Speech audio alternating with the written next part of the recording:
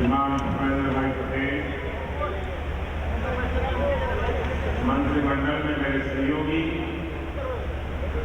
श्री ज्योतिरादित्य सिंधिया जी, पूर्व मुख्यमंत्री विजय रूपाणी जी, C R Patil ji,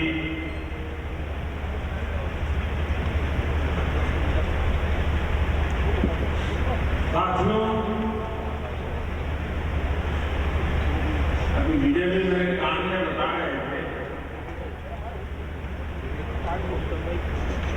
और मैं भी नोटिस कर रहा हूं कि राजकोट में कार्यक्रम हो, छुट्टी का दिवस न हो, रजा न हो,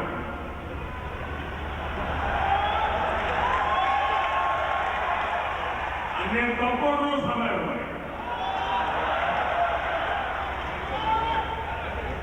રાજકોટમાં કોઈ આ સમયે સભા કરવાનું ન વિચારે ત્યાં આટલી વિશાળ જનમેદની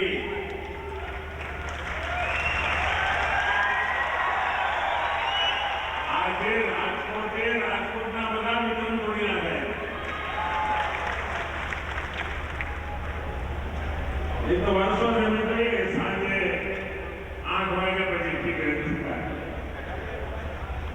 અને રાજકોટને તો બપોરે સુવા ટાઈમ જોઈએ પાછો. आज राजकोट के साथ साथ पूरे सौराष्ट्र और गुजरात के लिए बड़ा दिन, लेकिन प्रारंभ में मैं उन परिवारों के प्रति अपनी संवेदना व्यक्त करना चाहता हूं जिन्हें प्राकृतिक आपदाओं के चलते काफी नुकसान उठाना पड़ा है. कुछ दिन पहले ही साइक्लोन आया था और फिर बाढ़ ने भी बहुत तबाही मचाई. संकट के समय में एक बार फिर जनता और सरकार ने साथ मिलकर इसका मुकाबला किया है. मैं सभी प्रभावित परिवारों का जीवन जल्द से जल्द सामान्य हो, इसके लिए भूपेंद्र भाई की सरकार हर संभव प्रयास कर ही रही है. केंद्र सरकार भी राज्य सरकार को जिस भी सहयोग की जरूरत है उसे पूरा करने. भाइयों और बहनों, बीते वर्षों में राजकोट को हमने हर प्रकार से आगे बढ़ते देखा. अब राजकोट की पहचान सौराष्ट्र के ग्रोथ इंजन की तरफ ही हो रही है. यहां इतना कुछ है, उद्योग धंधे हैं, बिजनेस है, संस्कृति है, खान पान है, लेकिन एक कमी महसूस है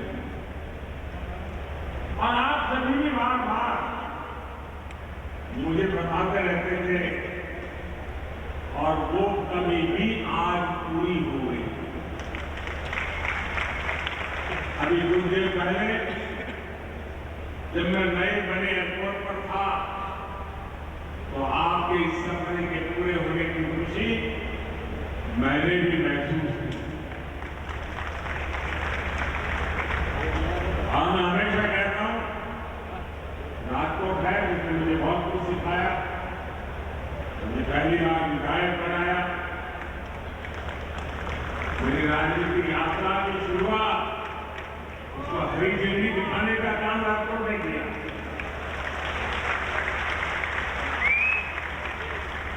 और इसलिए राजकोट का मुझ पर कर्ज हमेशा बना रहता है और मेरी भी कोशिश है कि इस कर्ज को कम करता है. आज राजकोट नया और बड़ा इंटरनेशनल एयरपोर्ट मिल चुका है. अब राजकोट से देश के साथ साथ दुनिया के अनेक शहरों के लिए भी सीधी फ्लाइट संभव हो पाएगी।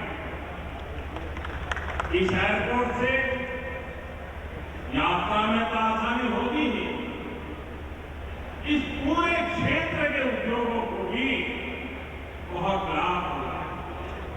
और जब मैं मुख्यमंत्री था, शुरुआती दिन से ज्यादा अनुभव तो नहीं था, और एक बार मैंने कहा था ये तो मेरा मिनी जापान बन रहा है।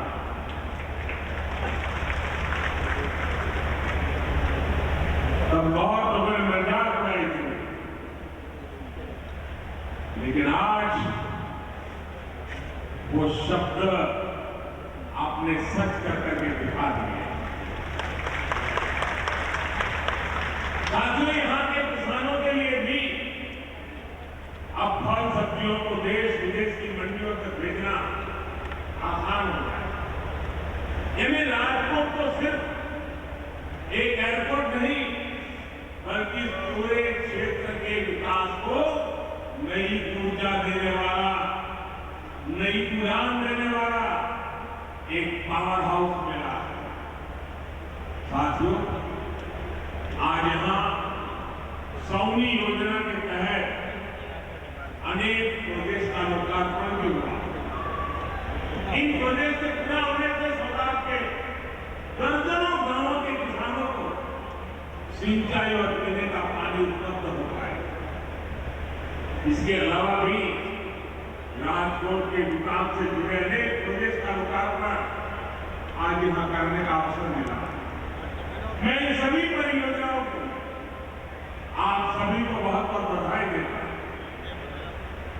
साथियों, बीते 9 वर्षों में केंद्र सरकार ने समाज के हर वर्ग हर क्षेत्र के जीवन को आसान बनाने के लिए काम किया। हम गुड गवर्नेंस की, सुशासन की गारंटी देकर आए। आज हम उस गारंटी को पूरा करके दिखा रहे हैं। हमने गरीब हो, दलित हो, पिछड़े हो, आदिवासी हो, सबके जीवन को बेहतर बनाने के निरंतर काम किया। हमारी सरकार के प्रयासों से आज देश में गरीबी तेजी से कम हो रही है। अभी हाल में जो रिपोर्ट आई है वो कहती है कि हमारी सरकार के 5 साल में 13.5 करोड़ लोग गरीबी से बाहर निकले।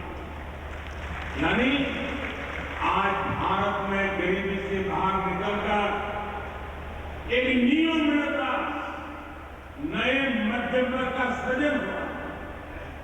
इसलिए हमारी सरकार की प्राथमिकताओं में मिडिल क्लास भी है, न्यू मिडिल क्लास भी है, एक प्रकार से पूरा मध्यम वर्ग है। साथियों, आप याद कीजिए 2014 से पहले मध्यम वर्ग की एक आम शिकायत क्या होती थी? लोग कहते थे कनेक्टिविटी कितनी खराब है, हमारा कितना समय आगे जाने में बर्बाद हो जाता है। लोग कहीं बाहर देश से आते थे, बाहर की फिल्मों को देखते थे, टीवी पे दुनिया की अपनी नजर जाती थी, तो उनके मन में सवाल उठते थे, सोचते थे कि हमारे देश में कब ऐसा होगा, कब ऐसे सड़कें बनेगी, कब ऐसे एयरपोर्ट बनेंगे, स्कूल दफ्तर आने जाने में परेशानी, व्यापार कारोबार करने में परेशानी, कनेक्टिविटी का देश में यही हाल है। हमने बीते 9 वर्षों में इस परेशानी को दूर करने का हर संभव प्रयास किया। 2014 सिर्फ 4 शहरों में मेट्रो नेटवर्क था। आज देश के 20 से ज्यादा शहरों में मेट्रो नेटवर्क पहुंच चुका है। आज देश के 25 अलग-अलग रूट पर वंदे भारत जैसी आधुनिक ट्रेनें चल रही हैं। 2014 में देश में 70 के आसपास एयरपोर्ट हुआ करते थे, अब इनकी संख्या भी बढ़कर के डबल से भी ज्यादा पहुंच गई। हवाई सेवा के विस्तार ने भारत के एयरलाइन सेक्टर को दुनिया में नई ऊंचाई दी। आज भारत की कंपनियां लाखों करोड़ रुपए के नए विमान खरीद रही हैं। कहीं पर एक साइकिल नहीं आ जाए, गाड़ी नहीं आ जाए, स्कूटर नहीं आ जाए तो चर्चा होती। आज हिंदुस्तान में 1000 नए विमानों का ऑर्डर बुक है और संभावना है आने वाले दिनों में 2000 विमान के ऑर्डर। और आपको याद है, मुझे तो याद है, गुजरात चुनाव के समय मैंने आपको कहा था वो दिन दूर नहीं जब गुजरात एरोप्लेन भी बनाएगा। आज गुजरात इस दिशा में तेजी से आगे बढ़ रहा है। भाइयों बहनों, ease of living, quality of life हमारी सरकार की सर्वोच्च प्राथमिकता में से। पहले देश के लोगों को किस किस तरह की परेशानी से गुजरना होता है ये भी हम भूल नहीं सकते। बिजली पानी का बिल भरना हो तो लाइन, अस्पताल में इलाज करना है तो लंबी लाइन, बीमा और पेंशन लेना है वो भी भरपूर समस्या है, कैश रिटर्न फाइल करना है वो भी मुसीबतों से गुजरना। हमने डिजिटल इंडिया से सभी समस्याओं का समाधान किया। बैंक जाकर काम कराने में पहले कितना समय और ऊर्जा लग जाता, आज आपका बैंक आपके मोबाइल फोन पर। ये भी कहीं ना तो याद नहीं होगा कि पिछली बार बैंक कब गए, जाने की जरूरत नहीं पड़ती। साथियों, आपको दिन भी याद करिए जब टैक्स रिटर्न फाइल करना भी बड़ी चुनौती हुआ करता। इसके लिए किसी को ढूंढो, यहां जाओ, वहां पढ़ो, यही सब कुछ हुआ करता था। आज कुछ ही समय में आप आसानी से ऑनलाइन रिटर्न फाइल कर सकते।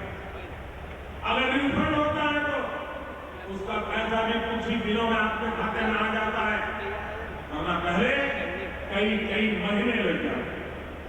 साथियों, मिडिल क्लास के लोगों के पास अपना घर हो, इसे लेकर भी सरकार, पहली सरकार को कोई चिंता नहीं की।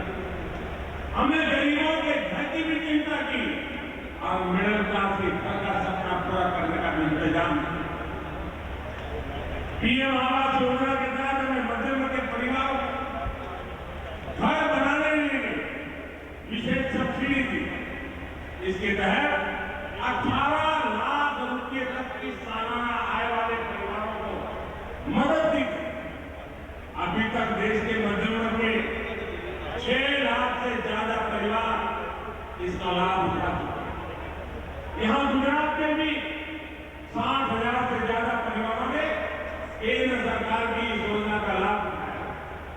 साथियों, केंद्र में जब पुरानी सरकार थी तो अक्सर सुनते थे कि घर के नाम पर ये फ्री हो गई, कोई धोखा हो गया, कई कई सालों तक घर का पोजीशन नहीं मिलता था, कोई कायदा कानून नहीं था, कोई पूछने वाला नहीं था। ये हमारी सरकार है जिसने रेरा कानून बनाया, लोगों के हितों को सुरक्षित किया।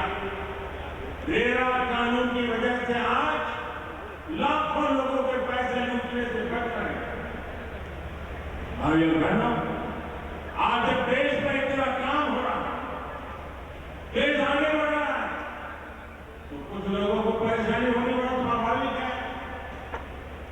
जो लोग देश की जनता को हमेशा त्रस्ता कर रखते थे, जिन लोगों को देश की जनता की आवश्यकताओं और आकांक्षाओं से कोई मतलब नहीं था, वो लोग देश की जनता के सपने पूरे होते देखकर आज जरा ज्यादा चिड़े हुए हैं। और इसलिए आप देख रहे हैं आजकल इन भ्रष्टाचारियों और परिवारवादियों ने अपनी जमात का नाम भी बदल दिया। चेहरे वही पुराने हैं, बात भी पुराने हैं और तरीके भी पुराने हैं, लेकिन जमात का नाम बदल गया है।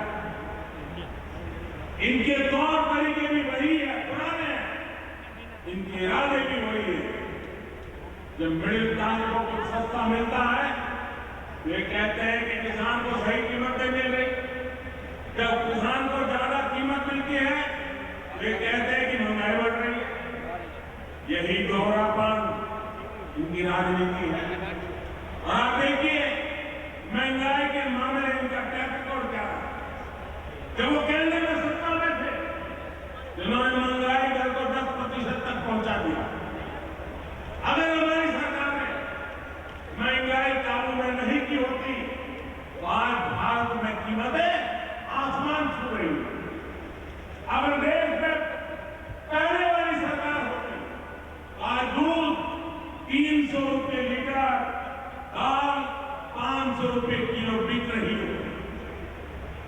बच्चों की स्कूल फीस से लेकर आने जाने का किराया तक सब कुछ कई गुना हो चुका है। लेकिन साथियों, ये हमारी सरकार, जिसने कोरोना महामारी के बावजूद, रूस यूक्रेन युद्ध के बावजूद महंगाई को काबू में करके रखा है। आज हमारे आस पड़ोस के देशों में 25-30% की दर से महंगाई बढ़ रही है, लेकिन भारत में ऐसा नहीं है। हम पूरी संवेदनशीलता के साथ महंगाई कंट्रोल करने के प्रयास करते आए हैं और आगे भी करते हैं। भाइयों बहनों, गरीब का हक बचाने, मध्यम वर्ग का हक बचाने के साथ ही हमारी सरकार ने ये भी कोशिश की है कि मिडिल क्लास की जेब में ज्यादा से ज्यादा बचत। आपको याद होगा, 9 वर्ष पहले तक 2 लाख रुपए सालाना कमाई पर टैक्स लग जाता, 2 लाख की कमाई। आज 7 लाख रुपए तक की कमाई होने पर भी टैक्स कितना है? 0, 0। 7 लाख की कमाई पर कोई टैक्स नहीं लगता। इससे शहरों में रहने वाले मध्यम वर्ग परिवारों के हर साल हजारों रुपये बच रहे। हमने छोटी बचत पर, नारी बचत, अधिक ब्याज देने का भी कदम उठाया। इस साल ईपीएफओ पर 8.25% इंटरेस्ट तय किया गया। साथियों, हमारी सरकार की नीति और निर्णयों में से कैसे आपके पास बच रहे हैं, इसका एक उदाहरण है आपका मोबाइल फोन भी है। शायद आपका उत्तर ध्यान नहीं गया होगा। आज अमीर हो या गरीब, अधिकांश लोगों के पास फोन जरूर है। आज हर भारतीय औसतन हर महीने करीब 20 जीबी डेटा इस्तेमाल करता है। आप जानते हैं, 2014 में 1 जीबी डेटा की कीमत कितनी थी? 2014 में 1 जीबी डेटा के लिए आपको 300 रुपये देने पड़ते थे। अगर वही पुरानी सरकार आज होती, तो आपको मोबाइल का ही बिल हर महीने कम से कम 6,000 रुपये देना पड़ता। जबकि आज 20 जीबी डेटा के लिए 300-400 रुपये का ही बिल आता है। यानी आज लोगों के हर महीने मोबाइल बिल में करीब 5,000 रुपये हर महीना बच रहे हैं। साथियों, जिन परिवारों में सीनियर सिटीजन हो, वृद्ध माता पिता हो, दादा दादी हो और कोई बीमारी हो, तो परिवार में रेगुलर दवाई लेनी पड़ती है। उन्हें भी हमारी सरकार योजनाओं से बहुत बचत करवा रही है। पहले लोगों को मार्केट में अधिक कीमत पर दवा खरीदनी पड़ती है। उन्हें चिंता से उबारने के लिए हमने जन औषधि केंद्र पर सस्ती दवाई देने का शुरू किया। इन स्टोर की वजह से गरीब और मध्यम वर्ग के करीब 20,000 करोड़ रुपए की बचत हुई। गरीब के लिए संवेदनशील सरकार, मध्यम वर्ग के लिए संवेदनशील सरकार एक के बाद वो कदम उठाती है ताकि सामान्य नागरिक की जेब पर बोझ न आए। बहनों, यहां गुजरात के विकास के लिए, सौराष्ट्र के विकास के लिए भी हमारी सरकार पूरी संवेदनशीलता से काम कर रही है। गुजरात से बेहतर, सौराष्ट्र से बेहतर ये कौन जानता है कि पानी की कमी का मतलब क्या होता है। सौनी योजना से पहले क्या स्थिति थी और सौनी योजना के बाद क्या बदलाव आया, ये हमें सौराष्ट्र में दिखता है। सौराष्ट्र में दर्जनों बांध, हजारों चेकडैम आज पानी के स्रोत बन चुके हैं।